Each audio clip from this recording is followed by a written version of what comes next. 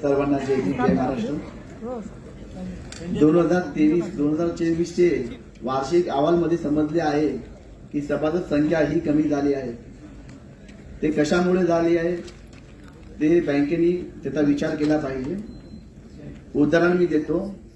इतर प्रायव्हेट बँकमध्ये loan easily उपलब्ध होते आणि त्यावर इन्शुरन्सही सहज भेटते.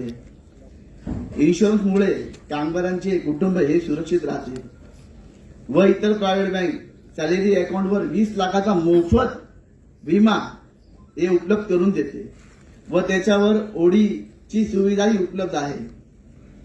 सभासद संख्या ही कशी वाढेल त्यासाठी मी काही योजना आणली आहे. सभासदांना जेवढी लोन सँक्शन केली जाते तेवढा विमा भेटायला पाहिजे. जे 7.5 लाखाचा जो विमा आहे, जो आज इथे घोषणा झाली आहे 7.5 लाखाचा, ते मला मंजूर नाही आहे. त्याचा जेवढी लोन असेल तेवढा तो विमा दिला पाहिजे.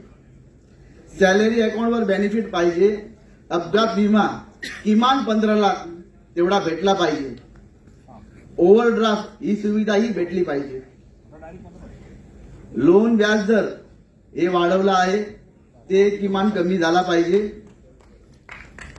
बँकेने व्हॉट्सअप बँकिंग हे चालू केली पाहिजे, जेणा कारण सभासदांना लोन इन्क्वायरी हे त्यांना रजिस्टर मोबाईलवर भेटणार आणि त्याने बँकेत गर्दीही होणार नाही आणि सभासदांचे वेळही वाचेल. सभासद रिटायरच्या वेळ सन्मानकारक भेट वस्तू हे भेटावी. माझे मत प्रमाणे गोल्ड कॉइन हे भेटला पाहिजे. सभासद रिटायरच्या 1 वर्ष अगोदर लोन स्टॉप केली जाते, ते नाही केली पाहिजे. कामगारांना लवकर पेन्शन आणि त्यांची सर्व्हिस हे भेटत नाही, त्यासाठी लोन दिला पाहिजे मर्यादित आणि सर्व्हिस मधून कर्ज हे वजा केला पाहिजे. पेन्शन धारक आहेत त्यांना ही लोन सुविधा ही उपलब्ध करून दिली पाहिजे. खोटे सिबिल आणि खोटे एनओसी चे काही अर्ज पकडले गेले होते, त्याच्यावर काय ऍक्शन झाली त्याची माहिती हे मिळाली. 2020 ते 2024 पर्यंत लोन कर्ज जे अर्ज आले होते त्याची चौकशी ही झाली पाहिजे, कारण हे पैसे जे वाटले गेले होते ते हे इथे बसलेले सर्व सभासदांचे आहेत.